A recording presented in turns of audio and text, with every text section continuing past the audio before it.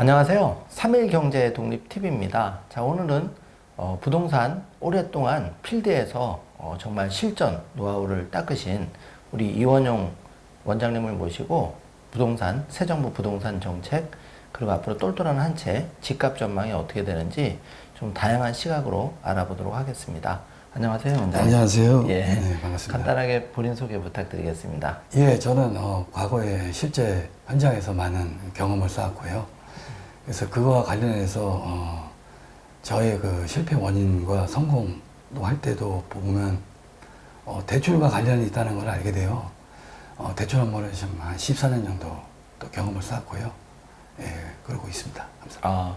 그러면 지금 대출을 14년 정도 실제 그런 이제 상담도 많이 하시고 성과도 많이 내셨으니까 이번에 새 정부 그 대출 규제 6억이 굉장히 동시시행 강력하게 나왔다고 들었는데 새 정부 부동산 정책 간단히 요약 좀 부탁드리겠습니다. 뭐 현재 그 상황에서 유지하겠다 막 그런 뜻입니다. 뭐 또 하락도 원치 않고 상승도 원치 않고 딱 그 현상 유지만 하겠다 뭐 그런 내용으로 판단되고 있어요. 대표적인 게 이번에 그 6억 이상 대출 금지시켰는데, 근데 사실은 2020년 1월 달에 문재인 정부 때 주택가격이 15억 초과되는 거 아예 금지시켰고 15억 이하짜리 같은 경우는 서울 지역 같은 경우 LTV가 40%였어요.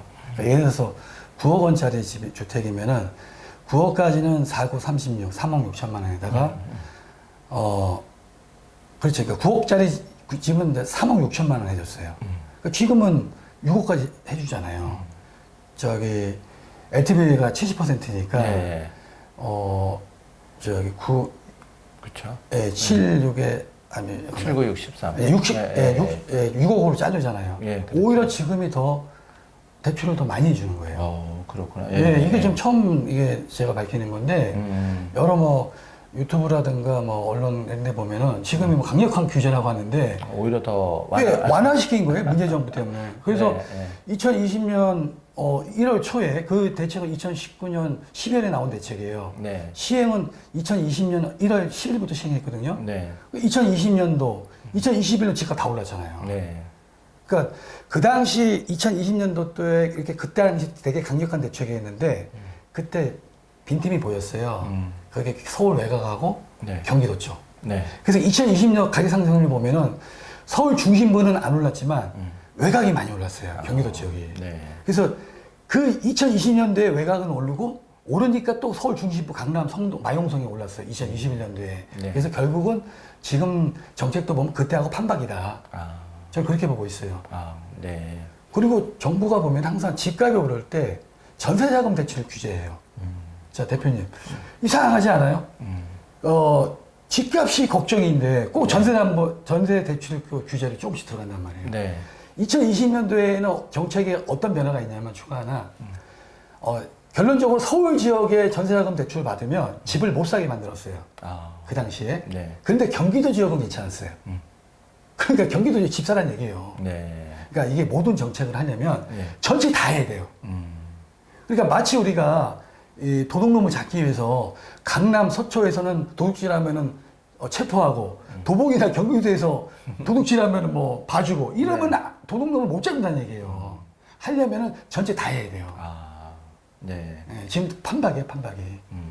근데 이번에 가장 눈에 띄는 정책이 하나 있어요. 그게 어떤 거냐면 이번에도 전세자금 대출을 이제 규제에 좀 들어갔는데 이게 금융위원회 담당자가 실수한 건지 소유권 이전이라는 어떤 조건부 대출을 금지시킨다는 그 조항이 있어요. 근데 이 소유권 이전 조건부 대출은 넓은 범위에서 보면은 신축 입주 아파트 있잖아요. 아직 그 등기는 안 나와갖고 다량으로 입주하는 데 있잖아요. 거기도 해당이 되거든요. 냉정하게 보면. 그래서 저는 그걸 보면서 제 길을 좀 의심했어요. 냉정하게. 아마 금융위원회 그 직원은 그 상품을 만들었을 때 이게 아마 그 기존 아파트에 대해서만 소유권 이전에 관한 조건부를 금지시킨다는 생각을 했던 것 같아요. 아마 미등기 아파트 내에서 생각을 안 했던 것 같아요. 실제로는 정말 집값이 하락하기 시작하려면 미등기 입주 아파트에서 전세 가격이 하락하고 전세 가격이 하락해서 그 주변에 있는 전세 가격도 하락시키고 그 매매가도 끌어내려야 되는데 이게 그동안 없었어요. 한 10몇 년 동안. 네. 그런데 참 웃긴 게 뭐냐면 언론이 그때 이 발표가 하고 나서 그 다음날 여러 언론에서 집주인이 세입자가 전세자금 대출을 안 되면 자기 전세 보증금을 많이 못 받는다라 해갖고 걱정하는 뉴스가 나왔어요. 예. 근데 그 뉴스가 나오고 나서 하나은행, 신한은행이 조건을 달았어요. 어떻게 달았냐면 분양받은 사람이 자기 현금으로나 아니면은 대출을 받아서 잔금을 치르면 그거에 한해서는 전세자금 대출을 해주겠다. 임차인이 원하면. 네. 그렇게 또 두 개 은행이 또 바꿨더라고요. 아, 네. 이거는 이재명 대통령이 이거는 답변을 하셔야 돼요. 어떻게 할 거냐? 네, 이거는 조건부가 아니에요, 이거는. 네. 이미 그거는 소유권이 전혀 안 된 상태거든요. 예. 벌써부터 이거 말이 바뀌어지는 거예요. 제가 봤을 때 이번 대책의 가장 큰 핵심은 다 필요 없고요. 미등기 아파트에서 과연 정부가 말한 대로 조건부 전세자금 대출을 규제할 것인지 네. 이게 핵심이에요. 그러니까 여러 가지 많잖아요. 네. 그러니까 다 필요 없어요. 예. 그게 하나 핵심이니까 네. 좀 지켜봐야 돼요. 그런데 모든 은행이 그걸 다 하진 않더라고요. 네. 하나은행, 신한은행만 해요. 아, 뭐 국민이나 다른 은행. 그래는 아직 안 된다 나왔고요. 예. 작년 사실 가을에도 예. 집값이 오를 때 은행이 막았거든요.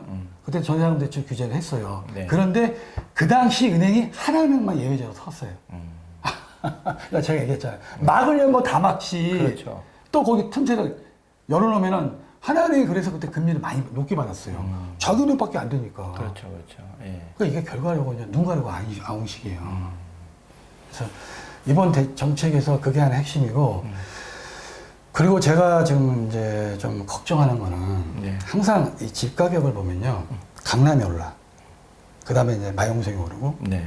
동대문, 뭐 서대문 오르고, 그다음에 노원, 강북, 은평 오르고, 네. 그다음에 이제 경기 외곽으로 빠지는 네. 거예요. 예. 뭐 남쪽은 마찬가지고요. 네. 남쪽은 뭐 금천, 관악 오르면, 네.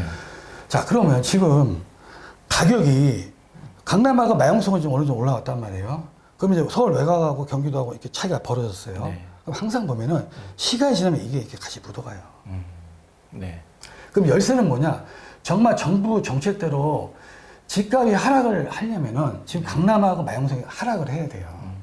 그런데 일단 대출 정책 봤을 때는 2020년 1월보다 오히려 좀 완화한 거예요. 그게 아주 놓친 부분이네. 네, 놓친 부분이죠. 지금 뭐 그 언론이 뭐 유튜브하고 호두갑 떨더라고요, 그냥. 잘못 이제. 잘못 알고 있는 거죠. 예. 그때 그런 정책, 강력한 정책을 썼으면 집값이 올랐단 말이에요. 자, 그럼 과거에는 그런 금융 규제를 했을 때는 어느 정도 성과가 나왔는데 지금은 그런 금융 규제를 해도 안 나온단 말이에요. 이거는 주택의 어떤 패러다임이 완전히 바뀐 거예요. 그러니까 이거를 많은 분들 놓치고 있어요. 예. 그러니까 쉽게 얘기해서 뭐냐면 우리 그 동대문 가면은 막 상가도 장사 잘 됐잖아요. 예. 근데 어느 순간 보니까 이게 망했잖아요. 네. 똑같아. 시대가 바뀌었어요. 자, 그러면 지금 어떠냐면은 요즘에 집을 사는 사람들은 네. 다 DSR 40%를 봐요. 자, 강남은 2020년 초부터 DSR 40% 이미 봤어요. 네. 전 단계로 가면은 DTI를 2007년부터 규제가 들어갔어요. 박근혜 정부 때 한시적으로 DTI를 70%를 좀 올렸을 뿐이지 기본적으로 DTI 규제를 유지했단 말이에요. 사실은 DTI 규제하고 DSR 규제는 엄마하고 아빠 차이예요. 이렇게 뭐 여기서 잘 설명 못 하겠지만 네. 따지면 총 한돈 똑같아요. 예. 그러니까 이미 규제가 들어가 있고 그리고 과거에는 그러니까 내가 주택이 하나 있어 그럼 내가 하나 분양을 받으려고 그래 분양 시장에 다 열어놨어요. 그때 DTI, DSR 없었어요. 네. 그러니까 집에 있는 사람이 분양을 막 쉽게 받는 거야. 그러다가 딱 규제해버리면 이게 딱 떨어지는 거야, 예, 집값이. 예. 근데 지금은 요번에 주로 어떤 사람이 사냐면, 자, 마용성 집을 어떤 사람이 사냐면, 은평이나 저기 뭐 도봉, 노봉에서 뭐 한 8억짜리 집을 팔고, 네. 그 사람들은 옛날에 한 4억에 분양받았던 사람이 예. 오르는 거야. 그렇죠. 그거 팔고 마용성으로 들어오는 거예요. 한 18억짜리. 예. 대출 한 8, 9억 끼고. 그럼 자, 그 마용성에 있는 사람들은 그 옛날 분양가 한 7억 정도 했거든요. 예. 한 2015년도. 예. 그거 한 20억 됐어요. 그거 팔고 강남으로 한 30억에 35억짜리 들고 들어온 거예요. 그렇게 그냥 또 올려서 가는 예. 거예요. 그러니까 주택이 하나밖에 없어. 그리고 소득이 그냥 DSR에 다 들어와. 예. 그러면은, 자, 우리 그 많은 경제학자분들이 금리를 갖고 많이 얘기하잖아요. 네. 금리 올린다 해도 이 충분히 버틸만 한 거예요. 자기 자신이. 그래서 2020년도에 그렇게 강력하게 써도 안 떨어지는 거야. 그게 이제 비밀이었네요. 예. 네. 그게 지금 핵심이에요, 이게. 예. 자, 그러면 이제 투기 수요들. 그러니까 집값이 떨어지면 집이 많은 사람이 집을 내놔야 돼. 네. 그러니까 과거에는. 다주택자가 집을 그렇죠. 내놔야 집을 돼. 내놔야 돼. 네. 근데 과거에는 전세 대출이라는 게 없어가지고 전세값이 쌌어요. 그리고 대부분 투기하는 사람은 어떤 식이냐면 전세값이 낮았기 때문에 또 신축 아파트는 또 전세가 상대 또 더 낮았어요. 그래서 대출이 조금 끼고 전세를 좀 싸게 놨단 말이에요. 그러니까 네. 이 집이 그런 상황이 많았단 말이에요. 네. 그러니까 탁 그냥 규제 들어가면은 꼼짝 못 했는데 네. 지금 다주택자들은 대출이 없어요. 다주택자들은. 예, 다 전세를 줬어요. 네. 대출이 없는 전세. 그러면 다주택자가 힘들어야 돼. 그렇죠. 예, 그런 집값이 떨어지려면 전세가가 빠져야 돼. 그밖에 없어요. 아, 전세가가, 그렇죠. 그래야지 그 유지되던 게 이제 허물어지니까. 그렇죠. 사실은 네. 지금 제가 밝히는데 2022년 아마 8월부터 금리 인상을 해서 집값이 좀 많이 떨어졌어요. 네. 2023년 2월까지 약 한 8개월 정도 좀 많이 떨어졌어요. 네. 뭐 강남 같은데 헬로시티 같은 경우 그 당시 한 40% 빠졌어요. 자, 근데 저도 금리 인상이 어느 정도 그 당시 역할을 했다고 저도 봐요. 그런데 본질은 금리 인상보다는 정책이 하나 바뀝니다. 6월 달에. 윤 대통령이 어떻게 바뀌냐면 집주인들한테 네.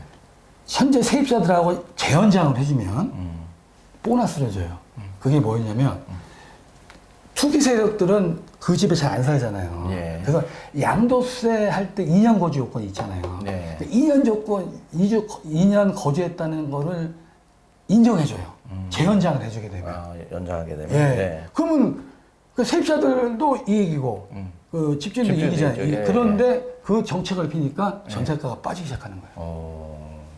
이사를 안 가니까. 예, 이산 안 가니까. 그렇죠. 네. 예. 올라가지는 않고 계속 이제 고가격. 예, 빠지는 예. 거예요. 그러다가 그때 언론이 좀 이제 펌프질 하더라고. 제가 생각보다 더 강력하게 뭐 전세값 떨어진다. 근데 지금 말이 안 되는 게, 자, 그럼 그때 약 한 6개월 정도 좀 많이 빠졌거든요. 네. 그러면 그 당시 전세 살고 있는 사람들이 내가 예를 들어서 뭐 변동금리 쓰고 있어. 근데 그때 뭐 변동금리는 내가 예. 한 2.5나 3% 쓰고 있다 쳐요. 예, 예. 그러면 그 당시 사람들 대부분 코픽스 신자내 금리를 썼어요. 네. 그러면은 코픽스 그 당시 변화를 보면은 한 1%밖에 안 올랐어요. 네. 계약 기한은 남아있고 1% 올랐다고 그거 깨고 내가 살던 집 그냥 이사 가버리고 복비 한 500만 원 내고 옆으로 월세로 갑니까? 그렇죠. 말이 안 되는 거죠. 예, 예. 자, 그러면 그 기간에 계약 기간 2년 딱 끝난 사람도 있어요. 그러면 이제 전세 금리가 올랐어. 그런데 우리나라는 금리가 많이 오르잖아요. 조달 자금이. 그럼 정부에서 개입을 해요. 은행들한테 압박을 해서 가산금리 왕창 내리라고 하죠. 예. 예, 예. 그럼 그 당시 모 은행이 전세금 대출 금리 한 4.5밖에 안 됐어요. 신규들은. 그러니까 기존에 변동스러운 사람들이 일시적으로 오른 거는 있지만 그 당시에 새로 대출 신청한 사람은 4.5밖에 안 했어요. 그러니까 그 사람들이 그냥 전세 연장을 하는 거예요. 그리고 내가 어느 아파트 단지에 월세를 살고 있어. 네. 근데 내가 마음대로 월세 빼고 전세를 가고 싶어. 이거 안 되는 거예요. 아, 집주인이 갑자기 뭐 돈 전세 보증금을 뭐 그렇죠. 몇 억짜리를 어떻게 무슨 월세를 뭐 네. 말도 안 되는 얘기예요. 금방 못 해주죠. 예. 그러니까 실제로 그 당시에 집값 하락한 거는 1순위가 윤석열 정부에서 정책을 바꿨어요. 그게 1빠따예요. 그 다음 2빠따가 이제 금리 인상이 됐고 3빠따가 언론이 이제 호들갑을 떨었어요. 그럼 언론이 호들갑 떤 이유가 뭔지 아십니까?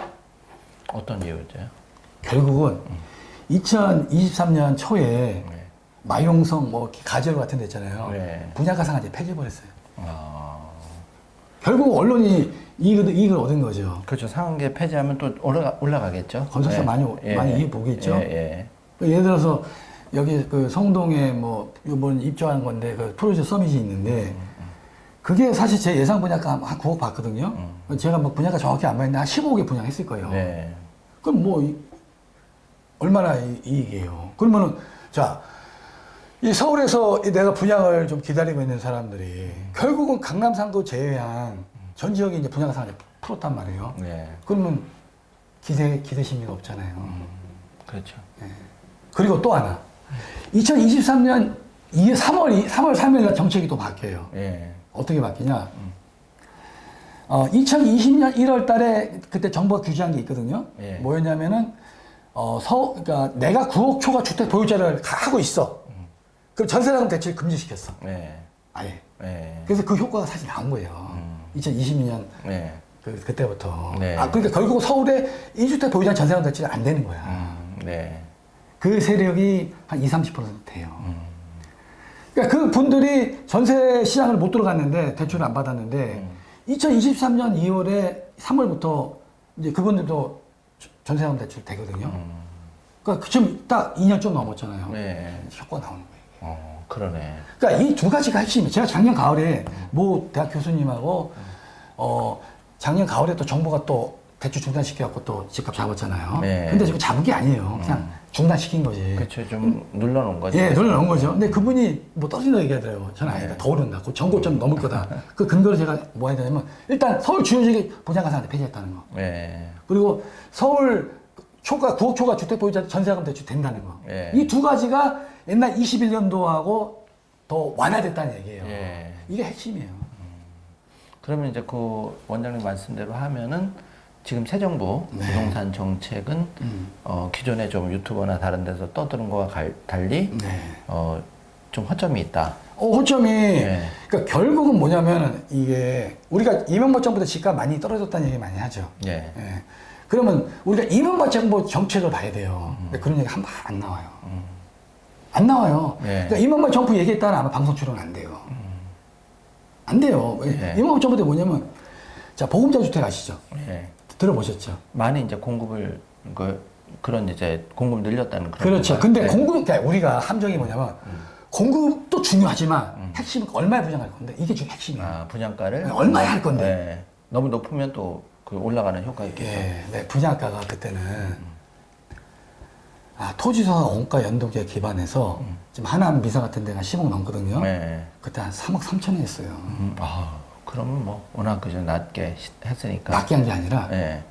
근데 적정하게 한 거죠. 적정하게 그렇죠. 네. 예. 근데 지금은 그렇지 않다는 거죠. 주변 시세 70%를 해요. 예. 그럼 한 7, 8억에 분양하는 거예요. 그것도 찔끔찔끔해요. 예. 그러니까 이게 핵심이야 지금. 그러면 결국은 집값을 잡기 위해서는 원장님 말씀대로 하면 우리가 한 10여 년을 공급이 많이 안 늘었잖아요. 그리고 계속 대출 규제라든지 그런 이제 어떻게 보면 스킬, 기교로만 했는데 네. 이게 보시기에 이제 이쪽에 필드에서 오랫동안 일을 하셨으니까 네. 그러면 앞으로 궁극적으로 집값을 잡기 위해서는 뭐가 중요하다고 보시나요? 가장 중요한 게 예. 질 좋은 분양가 상한제를 수도권 전체를 다 해야 돼요. 아, 전체적으로? 예. 예. 그거 답이고 예. 그럼 그런 대책이 후속적으로 좀 나와서 예. 보완이 되지 않으면 좀 어렵다고 보시는 거네요. 저는 집값 절대 안 떨어진다 봐요. 그 정책하고 또 하나 전세자금 대출 중단시켜야 돼요. 아, 전세자금을? 예. 그러면 어쨌든 전세자금을 대출을 중단하면 이제 실제 소유자가 전세를 정말 뭐 목돈을 해서 하든지 어쨌든 그게 잡히겠죠. 전세가가 계속 올라가면 집값도 또 상승 효과가 분명히 있을 테니까, 그죠? 그렇게 보시는 거죠. 예. 그게 핵심이 뭐냐면 지금 상황에서 강남 상고 마용성 집값을 하락시킬 수 있는 거는 유일한 방법은 전세자금 대출 중단이에요. 자, 그러면 전세자금 대출 중단시키면 부작용이 있을 걸 생각하잖아요. 네. 이거는 그냥 하기 싫은 사람 변명이에요. 어떤 거냐면 과거에는 전세자금 대출이 없을 때는 세입자의 현금 돈 응용으로 전세가격이 형성이 되는 거예요. 그렇죠. 실제 고객 시장에 맞게 예. 그렇게 되는 거죠. 예. 그러니까 지금 엊그저께 그 JTBC나 뭐 여러 언론에서 뭐 11월 달에 청담동에서 신규 입주 아파트 하는데 그 현재 전세 가격이 뭐 13억 정도 형성되는데 효과가. 근데 그 인터뷰 나왔더라고요. 집주인도 고민한대요. 내용이 뭐냐면 전세자금 대출을 임차인한테 안 해주면 자기가 13억을 못 받는데요. 그러면은 한 5억은 떨어진다는 얘기예요. 예. 그것도 언론 방송에 그 JTBC에서 뭐 MBC 이런 데서 그 세입자 집주인을 걱정을 해주더라고요. 나 참 웃겨요. 그러니까 그게 증거예요. 예. 전세자금 대출 규제하면 전세값 떨어지는 거야. 그게 제일 직방이다. 예. 진짜 말세예요. 무슨 언론이 무슨 그 집주인이 전세하고 그럼 뭐 세입자는 봉이야 그러면? 네. 그럼 세입자는 그럼 13억 주고 들어가야 돼? 뭐 7억이면 들어갈 수 있는 건데? 예. 말도 안 되는 얘기예요. 그냥 간단한 논리예요, 그냥. 그냥 대출을 안 해주면은 어차피 그 임차인이 그 돈이 없잖아요. 그럼 그 가격 갖고 형성이 되는 거예요, 그냥. 그럼 지금 이제 그 새 정부 들어서 처음으로 발표된 부동산 대책의 네. 맹점이나 이런 거를 네. 요약을 좀 해주시고 여기에 보완은 어떻게 될지를 간략하게 정리해 주신다면 어떤 게 있을까요? 진짜 정부가 이번에 이제 강남을 겨냥해서 6억 원이라는 걸 만든 거는 강남이 평균 대략 한 30억 정도 해요. 네, 시세가. 전체적 시세가 대충 예. 느끼게. 예. 그럼 LTV 20%잖아요. 예, 예. 그러면 수도권 전체를 LTV 20으로 묶어놔야 돼요. 아, 강남뿐만 아니라 예. 강북도 다 묶어야 된다. 예. 어차피 강남이 20%야 LTV가. 네. 그러면 강북도 뭐 경기도 20% 해야 돼. 그럼 뭐 10억짜리가 이제 2억밖에 안 된다는 거죠. 그렇죠. 예, 그렇게 되면 어떤 예. 효과가 발생하는 거죠? 그러면 이제 수요 억제는 되겠죠.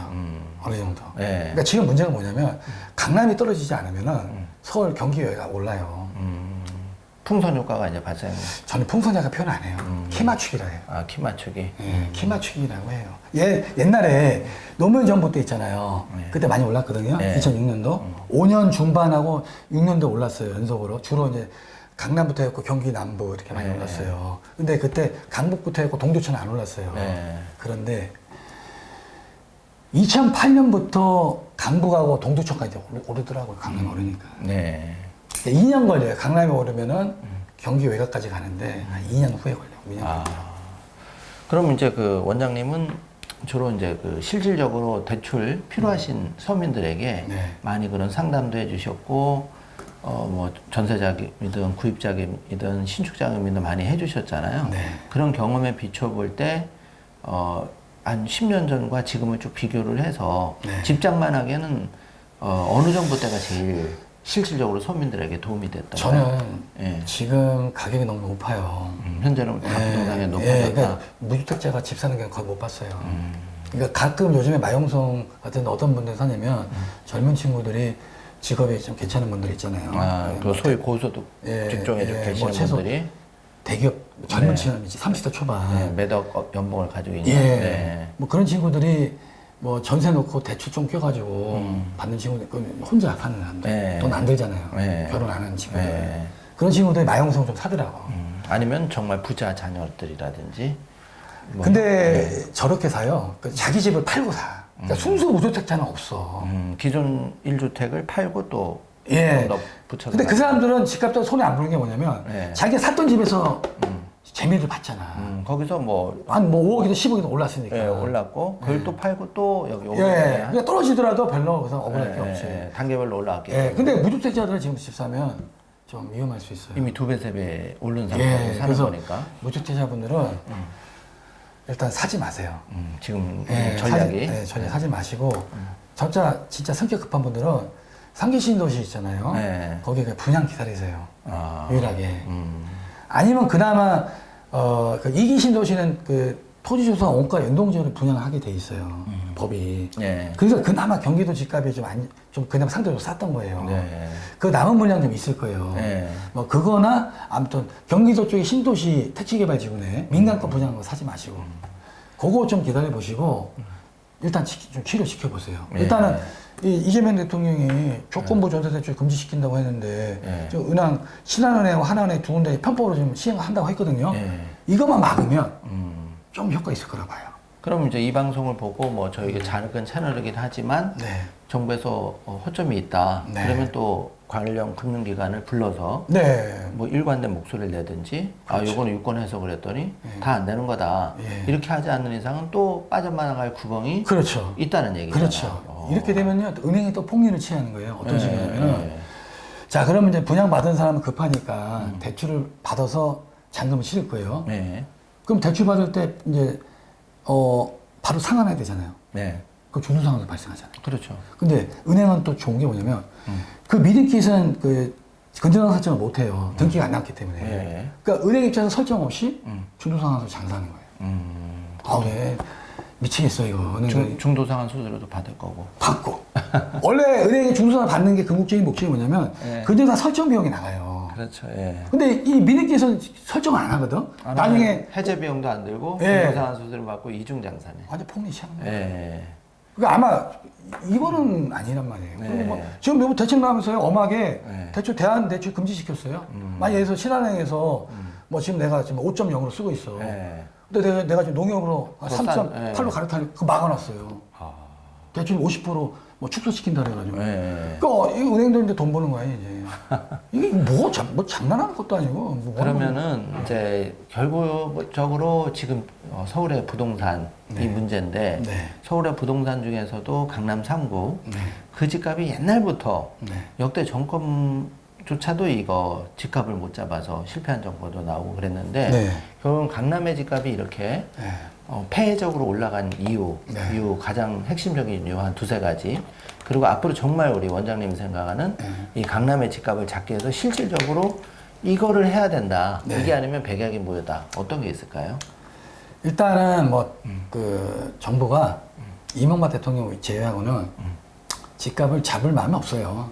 아, 제가 사실은 2020년인가 헐리우드 액션만 하는 거고 예. 실질적으로는 뭐 그냥 제가 그 당시 한 5년 전인가 민주당 모 국회의원을 제가 만난 적이 있어요. 그래서 그 보좌관하고 다 한번 한 2시간 동안 토론을 한 적이 있는데 제가 보자마자 뭐라고 하는지 아세요? 그분한테 민주당은 부동산에서 성공했다고. 왜 그러냐? 집값 상승 정책이라고. 그 집값 상승 정책을 썼으니까 네. 집값이 올랐으니까 성공한 거 아니냐고. 그렇죠. 그래서 내가 딱 두 가지 얘기했어요. 예. 그 대출 토지성의 원가 연동제하고 전세자금 대출 두 가지 얘기했어요. 네. 금이 얼굴 빨개지면서 네. 전세자금 대출은 얘기하지 말자 하더라고. 너무 파급력이 크니까. 그래서 그분이 제 의견을 수렴해서 토지성의 원가 연동제 그건 주장하시더라고요. 방송에서. 네. 그래서 결국 뭐냐면 정부가 일단은 집값 잡은 방이 없어요. 그냥 뭐 우리 선생님 말씀대로 헐리우드 액션만 한 거고. 자 구체적으로 강남은 이미 그 대출 규제가 안 돼요. 주택담보 대출 규제는. 왜냐면 전세가로 다 버티기 때문에 집이 많은 사람들이 다 대출이 없어. 그 유일하게 집값을 하락할 수 있는 거는 내가 예를 들어서 전세를 10억에 주고 있어. 네. 근데 이 전세가 7억이나 뭐 6억에 빠졌어. 근데 3, 4억이 없잖아요. 그때 집 파는 거예요. 그런데 이 정부가 또 그 집주인이 전세 보증금이 모자라잖아요. 네. 그분들은 또 DSR 규제까지 안 보고 역전세 반환 대출이라는 것도 막 상품 만들어가지고 그분들 또 도와줘요. 그러니까 이게 아직 개판이에요, 그냥. 그러니까 집값이 유일하게 빠지려면은 다주택자가 전세 보증금하고 세입자하고 실량이 벌을 때 거기서 내가 돈이 없어서 세입자를 못 돌려줄 때 그때 집 하는 거예요. 예. 근데 이거를 정부가 DSR 규제도 안 받고 대출도 해줘요. 현재도 그렇다는 현재도 그렇게 해요. 그렇게 되면 결국은 집값을 잡을 방법이 없다는 얘기예요. 그러니까 잡을 바 아예 애초에 그 생각이 없는 거야. 생각이 없고. 네, 그냥 현재 많이 올랐으니까 더 오르면 안 되니까 쉽게 얘기해요. 지금 10억짜리가 한 30억 됐어요. 네. 근데 지금 한 35억 됐거든요. 네. 이거 100억 가는 건 맞겠다는 거야. 그걸 막고 지금 현 상태를 유지하고 예. 그냥 표나 관리하자. 네, 그런 뜻이에요. 이런 거죠. 예. 여기서 더 떨어지면 또 세수도 줄고 여러 가지 뭐 또 그게 있겠죠. 세수보다는 표가 떨어지나? 아니 그거보다는 예. 자기들한테 뭔가 이익이 안 된다고 보는 것 같아요. 대표적인 게 언론이에요. 언론이. 네, 언론이 예. 제가 사실 뭐 어떤 분하고 뭐 대화하다가 뭐 그렇게 되면 건설사들 망하는 거 아니냐고. 망하겠죠. 아니, 망하지는 않지만 네. 돈을 많이 못 벌겠죠, 그렇죠. 돈을 많이 벌고 그나마 부동산이 받치고 있던 그런 경기마저도 왜냐면 지금 부실 PF나 이런 게 문제가 되면은 또 조기에 리스크가 발생할 수가 있잖아요. 그러니까 이런 거예요. 그래서 이제 집값이 원래 분양가는 주변 시세에 맞춰서 분양하거든요. 네, 그렇죠. 네. 주변 시세. 그러니까 그럼 주변 시세 떨어지면 자기 분양가 많이 못 받잖아요. 근데 이거를 LH가 주도적으로 해요. LH 나쁜 놈들이에요. 그 택지를 사가지고 네. 옛날에 이명박 정부 때는 택지를 사잖아요. 원가가 1억이야. 그럼 대충 한 1억 2천에 건설사 넘겼다고요. 근데 얘는 1억이면은 또 주변 시세가 10억 갔어. 이건 뭐 정확한 건 아닙니다. 대충 2, 3억에 파는 거야. 아, 옛날까지 바로바로 적정한 마진 보고 파는 게 적정 아니라 마진 보고 하는 게 아니라 주변 시세 맞춰서 팔아요. 오히려 그는 공사도 빨리 할 필요도 없네요. 그냥 토지만 사놓고 좀 기다렸다. 기다리면 올라가면 2, 됐죠. 3년 지나면 땅값이 내가 1억, 예. 2, 3억이 되는데 예. 그것도 정부 기관이 그렇죠. 그런 식으로 하면 실제 그 무주택자들은 네. 올라온 비용으로. 그러니까 네. 지금 공공택지가 어떻게 되냐면 주변 시세 70, 80% 분양하게 돼 있어요. 네.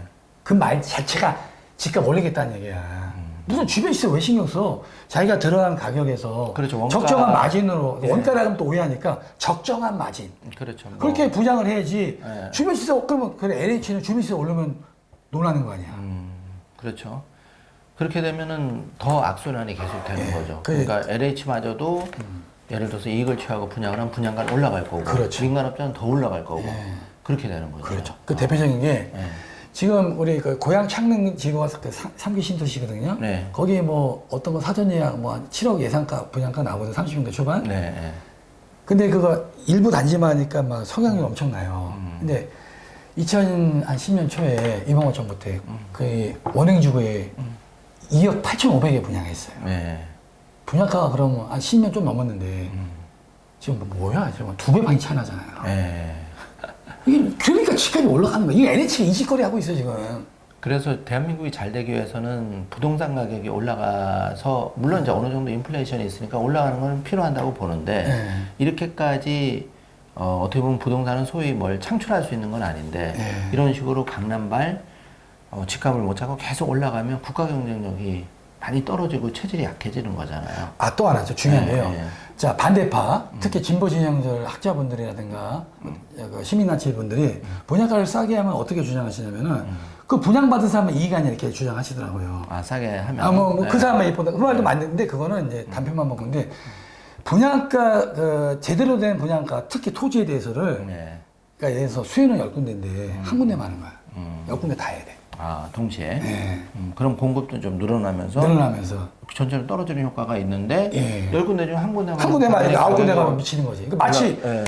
무인도 갔는데 여자 한 명에 남자 10명. 네. 그러면 이거 무슨 안 되는 거 아니야. 성비를 맞춰야 될 거 아니에요. 그렇죠. 뭔가 비율이 맞아야 된다는 예. 말씀이신 거죠. 그러니까 지금 참여연대 뭐 이런 분들 있잖아요. 단체 시민단체 분들 분양가 상한제 그 얘기 내가 주장하면은 뭐 분양받은 사람만 그 뭐 오른다 이익 본다 그런 생각하지만 전체 다 하면 돼요. 그리고 이분들 주장은 임대 아파트를 많이 만들대. 네. 그러니까 임대 아파트를 만들면은 사람들이 지금 잠잘 데가 없는 게 아니에요. 중요한 건 자산 가치 격차예요. 자산 가치가 상대적으로 늘어나면 내가 맨날 전세만 살고 예. 20, 30년 평생 살면 나의 자산은 안 늘어나요. 그러니까 이제 진보단체에서 이게 주장하는 게 임대 아파트를 되게 좋아해. 임대 아파트만 계속 늘리면은 결국은 그냥 잠자는 것만 해결하고 네. 나중에 20대나 60대 됐을 때 자산 가치가 중대가 그렇죠. 안 되면 거기를 국가가 책임져 줘야 되는. 그러니까 이게 공급해 주는 거야. 그러니까 네. 상기 신도시가 의외로 공급량이 없는 게 임대가 되게 많아. 그러니까 막 청약률이 막 그냥 엄청 나는 거야. 네. 그러니까 지금 사람들이 잠잘 때를 걱정하는 게 아니라 얘가 집 가갖고 얘가 10억을 벌었단 말이야. 그럼 나도 최소 5억은 벌자는 거야. 그렇죠. 그러면은 정말 그 임대 사시는 분들 걱정이 사는 말이면은 이용한테 그런 연습했어요. 10년 분납 임대. 그러니까 분양가를 못을 박는 거야. 네. 못을 박아서 이것을 분납을 해주는 거야. 그렇죠. 그렇게 되면 그렇게 해서 이용한테 그렇게 많이 했어요. 네. 그러니까 이 자산 가치도 줄고 그리고 분양 받은 사람들도 내가 임대지만 결국은 분양가 안 올라가니까. 그런데 이걸 다 없애버렸어. 그래서 부영 같은 데가 네. 임대 아파트 돈 떼돈 벌잖아요. 네. 그 임대 아파트 용지 싸게 사가지고 임대를 10년 주고 네. 임대 의무 끝나면은 주변 시세 또 몇 프로 분양해. 네. 그러면 훨씬 더 올라간 아, 가격으로 분양 뭐 임대로 받는 건 그건 게임이 아무것도 아니고 그건 집이 한 더블로 돈을 올라. 벌 수밖에 없는 그러니까 거죠. 건설사 돈 벌게 도와주는 거야 정부 정책이. 네. 그러니까 개판이야 이게 완전히. 네. 그래서 물론 부영에서는 뭐 돈 엄청 벌었어 걔네들. 1억씩 그 자녀나면 또 네. 여러 가지 또 회장님이 좋은 일을 하시지만은 그런 또 대신에 이제 젊은 사람들이 애를 안 낳잖아. 애를 낳는 게 이제 집이 네. 내 소득으로는 안 되니까 그리고 뭐 육아비라든지 여러 가지 아, 지금요 마용성 같은데 30평대 20억이 넘어요. 자 그러면 요즘에 변호사분들이 우리 때는 변호사하면 최고 적 아닙니까? 그렇죠. 변호사 평균 연봉이 1억에서 1억 5천이에요. 그럼 내가 뭐 한 1억 3천 번다 쳐요. 네. 그럼 생활비 쓰고 그러면 1년에 한 5천, 뭐 7천도 저금할 거 아닙니까? 네. 그럼 뭐 한 6천만 저금한다 쳐요. 네. 10년이면 6억이고, 20년이면 12억이에요. 네. 30년이면 18억이고. 네. 지금 마영성 집 20억이야. 그 변호사를 해도 집안에서 못 사니까 강남도 아니고. 그게 이제 어떻게 보면 사회적인 소득 수준이나 이걸 비춰봤을 때 네. 상식적이지 않다는 안 타는 거야. 네. 그러니까 그래서 젊은 사람들이 애를 안 낳는 거야. 내 애 낳으면은 변호사도 저 정도인데. 저 정도인데 나는 뭐 5천 연봉 5천 돼갖고 무슨 애를 낳아. 카페 알바라든지 조금 더 중소기업에서 한 5천을 운 좋게 받았다 한들 예. 그거 가지고는 지금 집값을 따라잡고 사기에는 역부족이라는 그렇죠. 거죠. 그러니까 결국은 우리가 애를 낳아서 걔 밥만 먹고 그 걱정하는 게 아니라 내 애가 정말 대접받고 좀 가오 잡고 뭐 그렇게 살 수 있느냐 그런 환경이 돼야 되는데 내가 애 낳아봐야 이놈아 뭐 집도 없고 뭐 거의 무슨 뭐 빌빌하게 임대주택에만 살고. 예. 네. 아버지가 집이 서울에 있니 없냐 차이로 차라리 아버지가 뭐 국민학교만 나와도 서울에 집 한 채 있는 게 더 나아 자식 입장에서는. 네. 그러니까 결혼 아예 안 낳는 거야 그냥. 그러면 그 원장님이 보시기에 이게 2, 30년이 지나서 30년이 지나서 네. 결국은 애를 안 낳으니까 이제 집은 뭐 예를 들어서 서울에 뭐 공급주택 수가 100%가 넘었다 그러면은 앞으로 인구가 감소하면 네. 언제쯤 잡힐까요? 자연적으로 인구가 감소되면서 저는 서울 주요정은 안 빠질 것 같아요. 여전히 안 빠진다. 네. 왜냐하면 이게 사람의 그 욕구가 있거든요. 우리 그 기본적인 욕구 있잖아요. 네, 병원도 가까워야 되고 문화생활 누려야 되고. 아 그거보다 저 고차원적으로 기본적 욕구가 있어. 내가 뭐 변호사라든가 아니면 의사라든가 아니면 뭐 자영업 돈을 좀 벌어서 네. 확인해야 될 거 아니야. 그 실현을 해야 돼. 실현. 그게 서울에 집이 있는 것 같아요.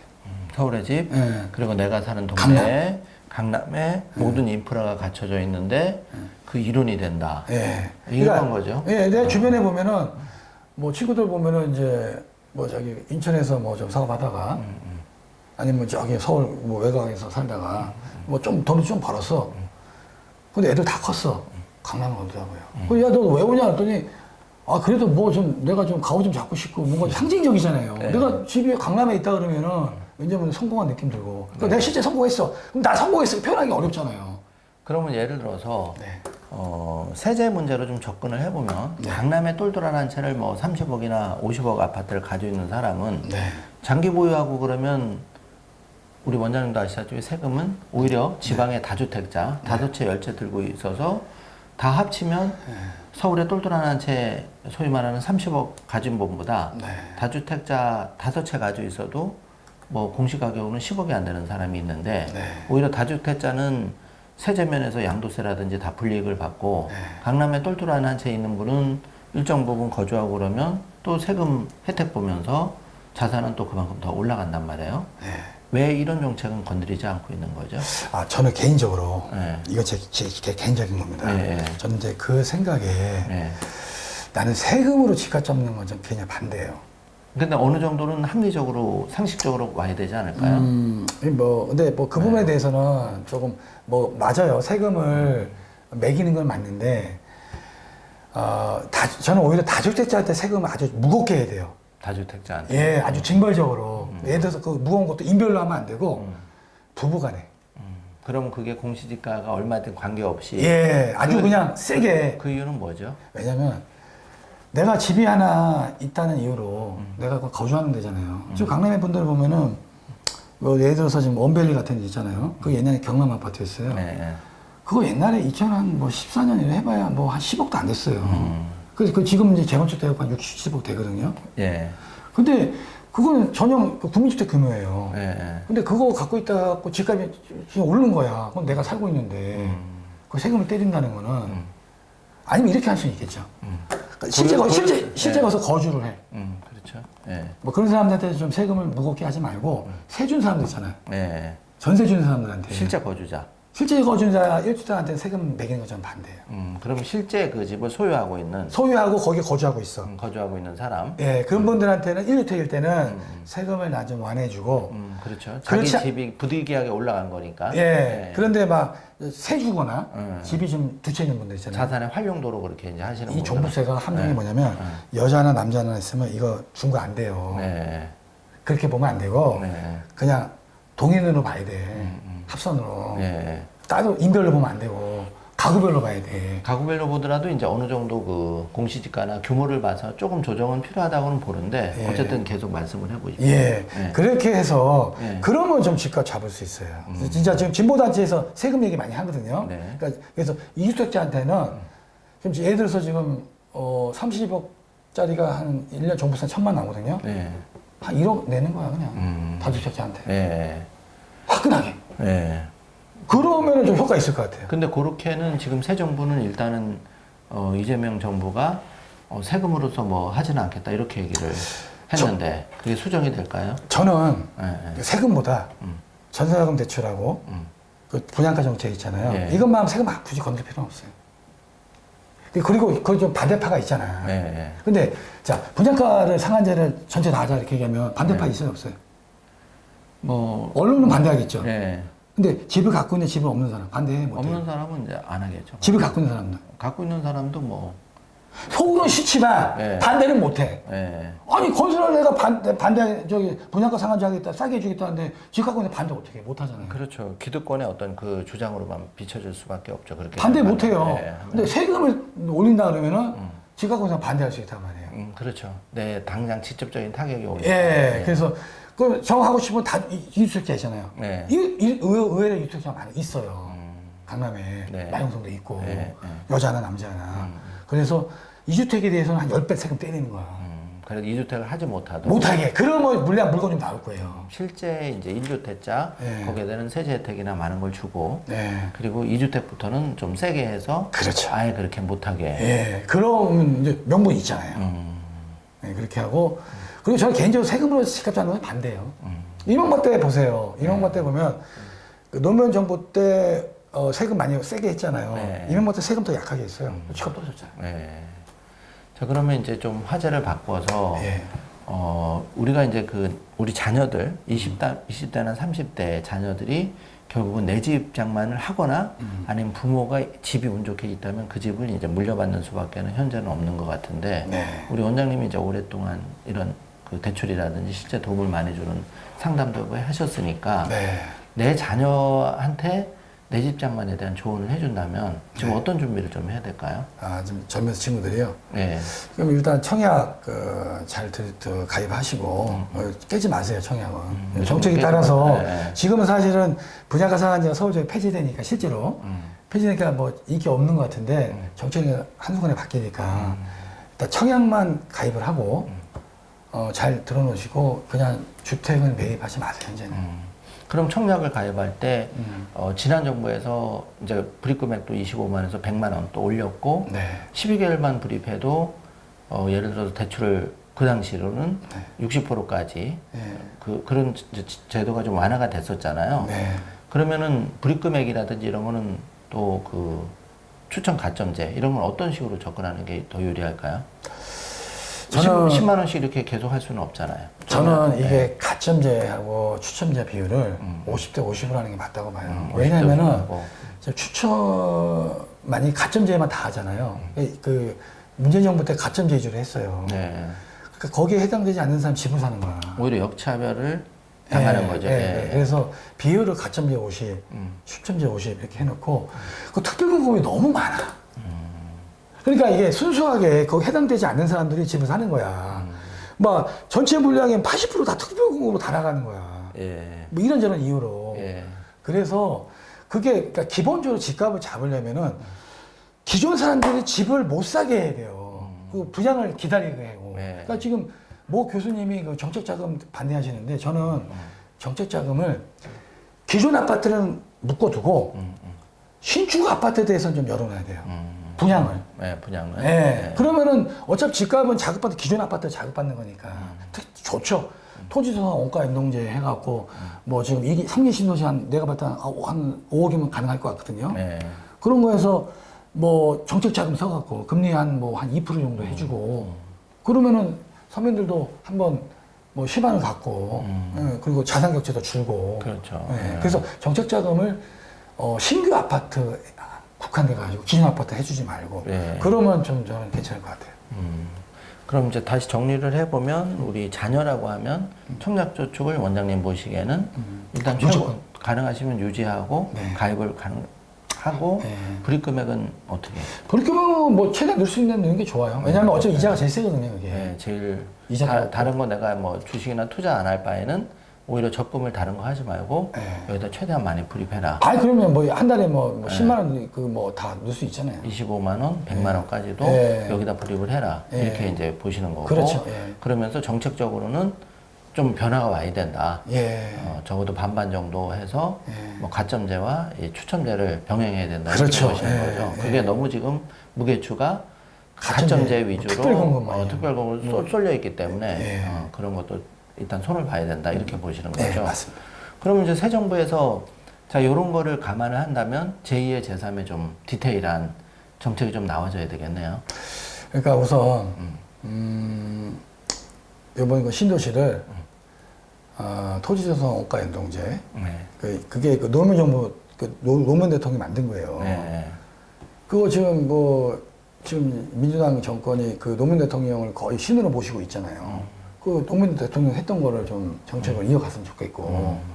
근데 사실 이게 2015년도 초에 민주당 국회의원하고 지금 국민의 국회의원이 이거 손잡고 폐기시켰어요, 그때. 네.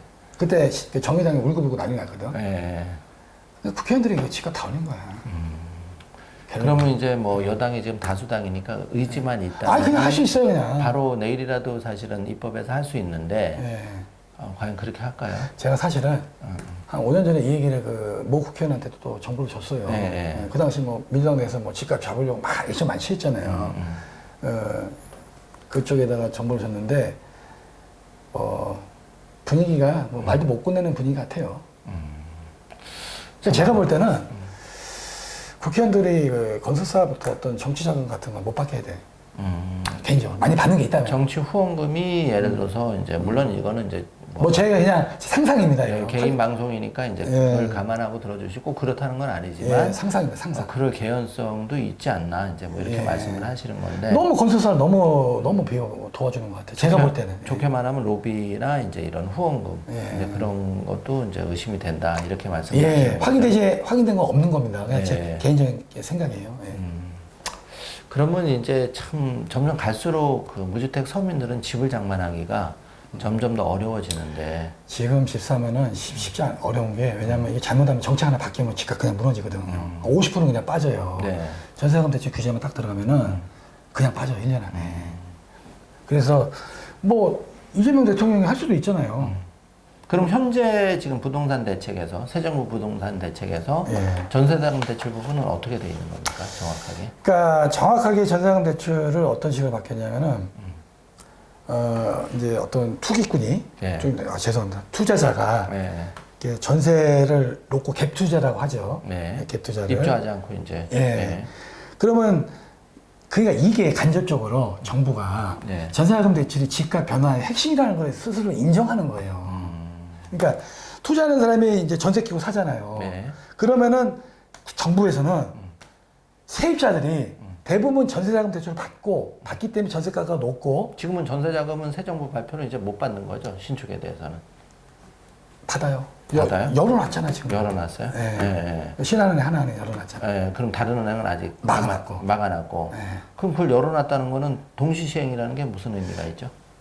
동시에 시행을 다 막든지 그래야지 효과가 되는데 신한하고 뭐 그럼 조금 효과는 보겠죠. 예를 들어 내가 주거래가 국민은행이에요. 손통은 여기다 튀어놓고 그러면 어떻게 보면 역으로 이쪽은 혜택을 보고 그렇죠. 막히지가 않는다.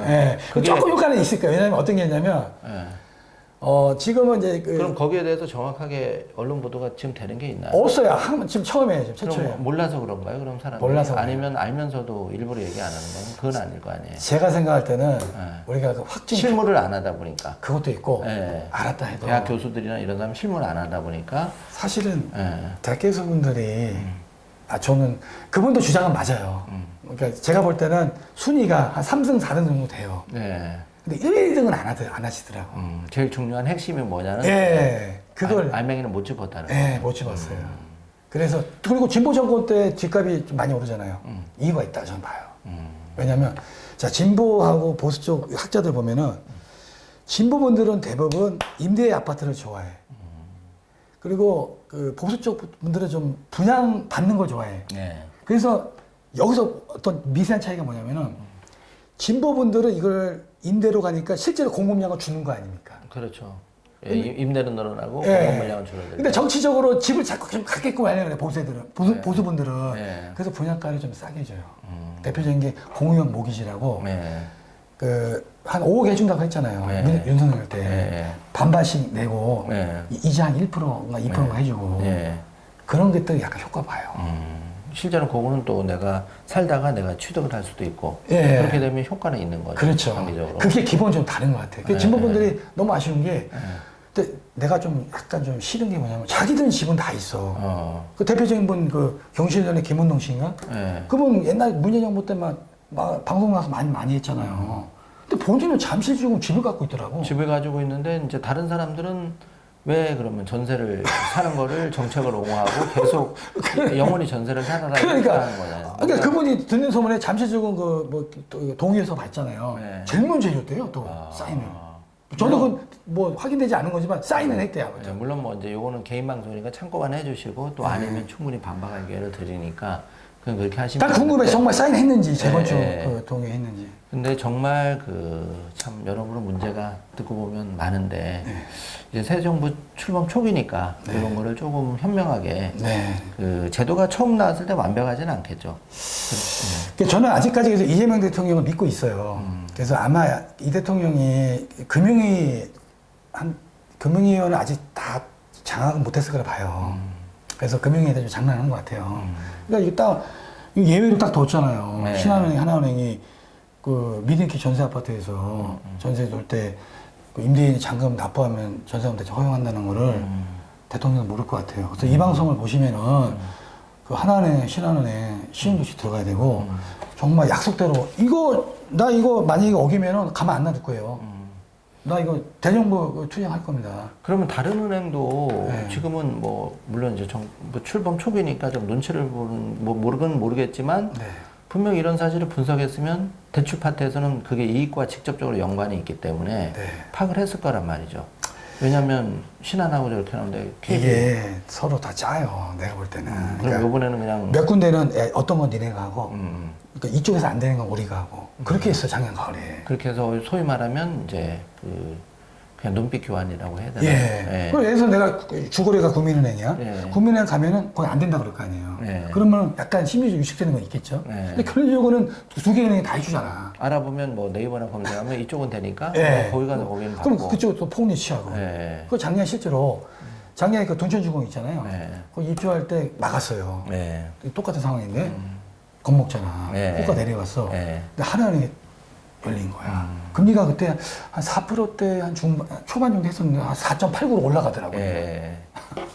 이렇게 되는 거예요. 그러면 현재 이제 이 정부 발표가 나온 지 얼마 안 됐는데 현재 네. 동향은 좀 어떻습니까? 집값이 조금 아무래도 뭐 이렇게 발표가 나오면 솔직히 뭐 항상 계속 정책 나오고 그러면 한두 달은 조용해요. 그리고 호가도 좀 빠져요. 근데 네. 우리가 확실한 게 뭐냐면 10% 이내는 그건 빠진 게 아니에요. 그냥 약법이라 그래요. 진짜 빠지려면 20% 빠져야 돼요.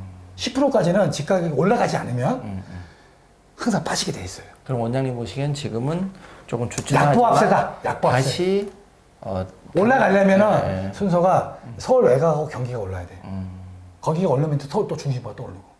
그러면은 지금 보시기에 조심스럽긴 하지만 어떤 이제 디테일한 세부적인 또 정책이라든지 이런 이제 맹점이 좀 보완이 되지 않는다면은 몰라요. 또. 다시 오를 확률이 좀 높다고 보시는 거죠. 예. 그렇게 되면은 이제 뭐 많은 분들이 또 상상하기 싫겠지만 전 정부 문재인 정부 시절에 그런 부동산을 한 20몇 번 대책을 발표를 해도 결국 집값을 못 잡아서 이제 그런 사태가 되풀이될 수도 있다고. 집값을 못 잡은 게 아니고요. 예. 집값 상승 정책을 쓴 거예요, 그냥. 그러니까 이게 좀 우리가 이게 용어도 좀 바꿔야 돼, 단어도. 그러니까 실패한 게 아니라 민주당이 성공했어요. 예. 그러니까 집값 상승 정책 쓴 건데 집값 상승했잖아요. 예. 뭐 성공 아닙니까? 그러니까 냉정하게 보면 그 당시에 정부는 예.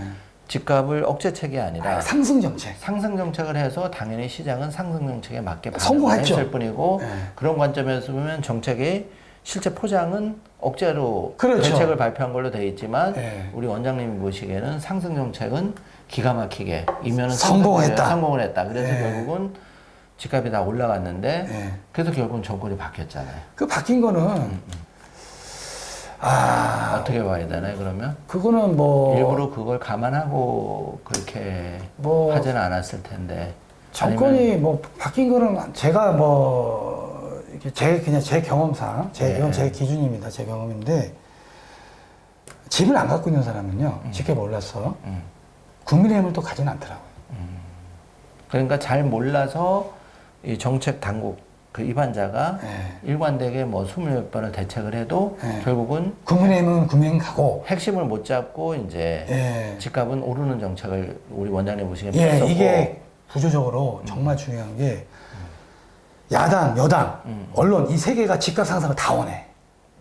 이게 핵심이에요. 떨어지는 거는 원하지 않고 적어도 뭐 약간 액션을 취한다면 보합 정도의 액션을 취하다가 다시 또 올리고 그런 걸 원한다는 거죠. 그러면 물론 원장님 개인 의견이긴 그 국회의원들이 그거를 아니다라고 반박하려면 자 2015년 1월 달에 토지소환 원가인동제 그거 폐지했거든요.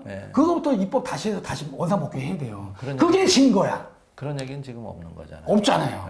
그게 뭐 국회의원이 한 번 주장했었어요. 5년 전에. 근데 말더라. 또 몇 번 한 달 정도 해먹다가 언론에서.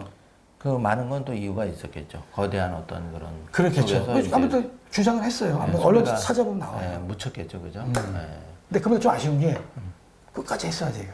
그래 좋은 게 있어요. 그럼 뭐 지금 부동산에 나와서 소위 전문가라고 하시는 분들, 또 뭐 부동산만 또 전문하는 뭐 유튜버 내지 이런 분들은 도대체 뭘 방송하시는 걸까요? 제가 볼 때는 정말 집값을 하락해서 원하는 게 아니라 사실 내가 이런 얘기하면은 이게 좀 어리둥절 분은 저 사람 집값 오른다고 하니까 또 싫어할 수 있잖아요.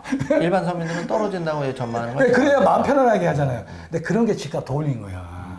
맨날 집값 떨어진다 해놓고 집값 올라가면은 그걸 보는 사람 입장에서는 더 불안한 거야. 이게 우리가 몸이 아플 때 원인을 정확히 의사가 찝어주면은 편안해요, 환자들은. 이거 잘 원인도 모르겠는데요. 결과론적으로 얼마나 불안해. 그래서 집값을 정확히 찝어줘야 되는데 이 다른 분들은 제가 볼 때 집값을 정말 하락시킬 마음이 별로 없는 것 같아요. 그러면 이제 종합적으로 결론을 내보면 특별히 변하지 않는 이상은 지금 이런 대책이 2번, 3번 또 나올 거고 분명히 나오겠죠. 그러면 그렇게 되면 원장님 보시기에는 그럼에도 불구하고 집값은 계속 아까 같이 그런 걸 안 하면 오른다 뭐야. 안타깝지만 서민들의 기대와는 달리 올라간다. 그렇죠. 이렇게 보시는 거예요. 맞습니다. 그리고 뭐 언론이라든지 뭐 기타 등등 아까 거론했던 분들인 본심은 집값이 잡히는 것보다는 올라가길 원하고 있다. 제가 아주 좋은 자료가 하나 있는데 우리가 노무현 대통령 좀 평가를 좀 해줘야 되는 게 뭐냐면 그리고 노무현 대통령이 집값을 올렸어요. 그런데 그래서 저는 노무현 대통령을 제가 좀 인정하는 게 뭐냐면 부동산 부분에서 부동산 부분에서만큼은 인정해 줄게. 이분이 2007년도 3월 달에 그 발표를 해요. 뭘 하냐면 수도권 전체 DTI 규제를 해버려요. 전체를 다. 아까 주장하셨던 강남 3구만 했던 거를 다 하자. 해요. 그거 집값이 떨어졌어요. 떨어졌고 이분이 또 토지소환 원가 연동제를 했어요. 핵심인 거. 했는데 왜 올랐냐면 이것도 중요한 게 중대형의 평형에 한해서는 분양가 또 올린 거야. 그러니까 중대형 분양받는 사람들 너희들 돈이 좀 있으니까 그 대표적인 판교가 그때 중소형 한 1200에 했고 대형 한 1800에 했어요. 그러니까 그 당시 집값이 다 오른 거야. 중대형이. 그러니까 중대형이 오르니까 중소형은 따라가는 거고. 오히려 그런 걸 똑같이 했어요. 똑같이 했으면 그게 이명박 때 이 대통령이 노무현 대통령의 그 정책을 이어받으면서 그 중대형에 대해서 채권 입찰제 폐지시켜버렸어.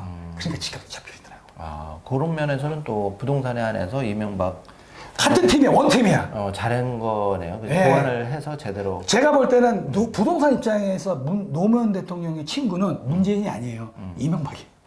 이 대통령이에요, 이명박 대통령이. 그렇게. 둘이 라인이에요. 그러니까 문 대통령이 했던 그 약간의 그 실수를 이명박 대통령이 해결한 거예요. 그러니까 결국 뭐냐면은, 그러니까 무슨 정책에서 핀셋을 하면 안 돼. 다 막아야 돼. 마치 도둑놈이 뭐 도봉구에서 해도 되고 강남구에서 해도 안 되고 이게 말 됩니까? 그렇죠. 다 막아야지. 그리고 이제 이제 마무리할 시간인데 결과적으로 집값이 오르고 이런 거는 인프라하고도 인프라 이제 그 공급과 밀접하게 연관이 있을 텐데 지금 강남 상구가 계속 올라갈 수밖에 없는 거는 정말 뭐 시간을 20-30년 돌린다면 강북이 더 교육이라든지 인프라가 됐겠지만 지금은 다 모든 게 강남으로 쏠려 있으니까 학군이라든지 뭐 의료시설이라든지 교통이라든지 쇼핑센터라든지 이런 게 솔직히 그쪽으로 몰려 있지 않나요? 맞습니다. 그리고 그게 하루아침에 정권이 4년 5년 바뀐다고 해서 그 거대한 시스템이 개편이 안 될 텐데 그렇게 되면 결국 거기 계신 분들은 혜택을 보실 거고 뭐 자녀 포함해서 강북이나 소위 지방이나 수도권도 괜찮은데 지방이면은 지금 집값도 또 인구 소멸 지역은 떨어진단 말이에요. 네. 그렇게 보면 정말 총체적인 문제인데 네. 그렇다고 강남에 거주하시는 분들이 세금을 더 집값 상승하고 더 그렇게 올려내시는 건 아니란 말이에요. 네. 그러면 원장님이 보시기에 이런 구조적인 큰 틀은 좀 어떻게 앞으로 일관되게 좀 정책이 추진되거나 어떤 사회 불평등 차원의 해소 차원에서 진행이 돼야 된다고 보십니까? 필드에서 오랫동안 하셨으니까.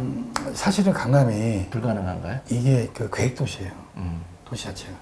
그러니까 신도시야, 신도시. 예, 했죠. 예, 그러니까 강북은 그냥 뭐 지금 아파트 보면 그냥 재개발이잖아요. 부분적으로. 네. 그 강남 도시 자체가 이 계획도시를 했기 네. 때문에 네.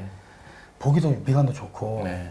그리고 이게 사람이 이렇게 오래 살다 보면 되는데 사람이 모이더라고요, 자꾸. 자꾸 이제 인프라 좋고. 예, 막 모이게 모이는 되고. 게. 예. 그래서 뭐 강남에서 뭐 가장 비싼 데가 이제 뭐 대치동인데 대치동이 주로 이제 학원이 많이 있잖아요. 네. 학원이.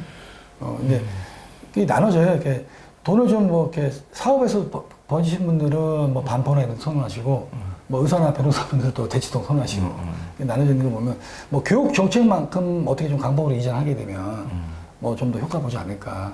어떻게 보면 그게 좀 빠를 수도 있다. 예, 가장 빠른 것 같아요. 예. 예, 그게 빠르고 또 하나 제 개인적 바람은 그 송파구 바로 옆에 하남이거든요. 예. 거기 빈땅 많아요. 그 그린벨트. 예. 그거 해제해서 한 뭐 대충 보면 제가 한 10만 가구 만들 수 있어요.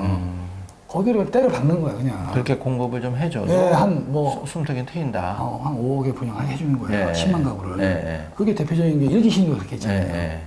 저기 그 80년대 말에 집값 하도 오르니까 예. 그렇게 해서 때려 부으면 되는데 지금은 상계 신도시는 주변 시세 80% 뭐 70% 분양하니까 그것도 막 임대 다 만들고 막 일반 분양 조금밖에 없구만. 그렇게 해야 돼요. 근데 얘는 또 알고 있어. 그러니까 핵심을 알고 있는데 네. 제가 얘기했잖아요. 사실은 내가 한 5, 6년부터 뭐 국회의원들한테 그런 얘기도 많이 해요. 씨앗도 안 먹혀. 그럼 마지막으로 이제 그럼 재테크 수단이 부동산밖에 없느냐? 저는 뭐 개인적으로 볼 때는 그건 아니라고 보는데 네. 원장님 보시기에 우리가 이제 동학개 및 서학개 얘기가 많이 나오잖아요. 네. 부동산을 네. 어차피 불가능하니까 네. 내가 카페 알바 뭐 2, 300을 월 받아서 도저히 집장만이 불가능하니까 애도 안 낳게 되고 네. 결혼도 결국 안 하게 되고 네.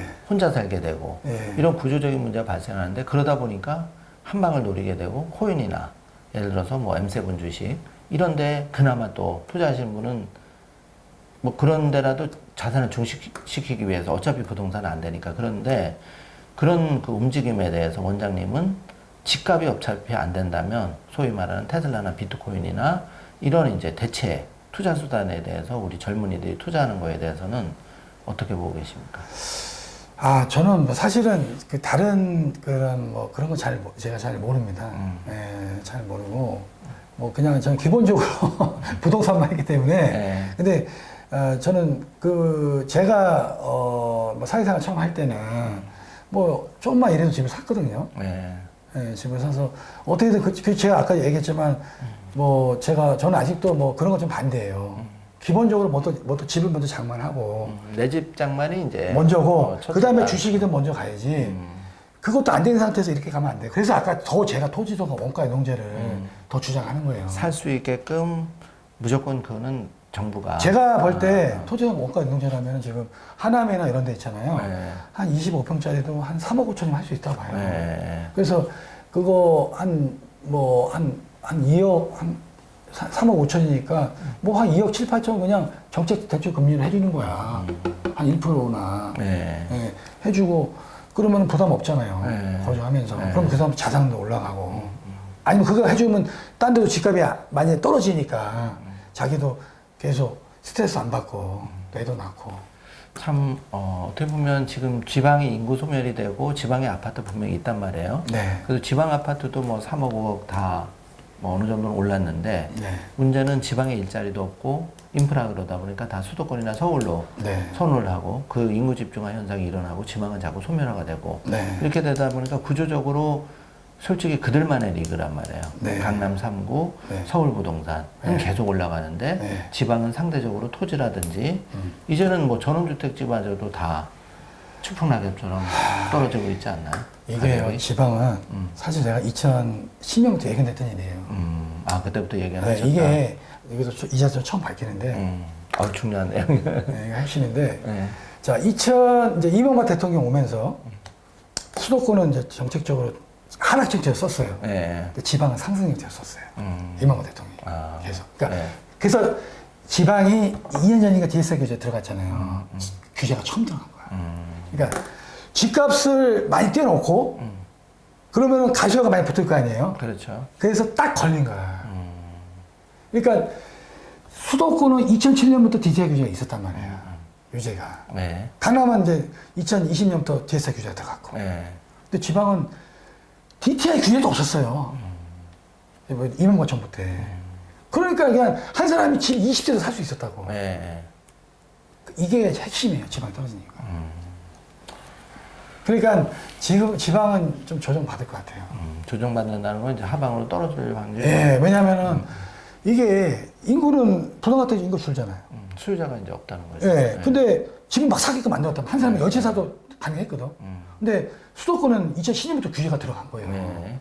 그 차이가 나타나는 거예요. 그럼 하여튼 오늘 그 우리 이원용 소장님과 함께 다양하게 원장님과 함께 이제 부동산 새 정부 정책부터 좀 얘기를 나눠봤는데 네.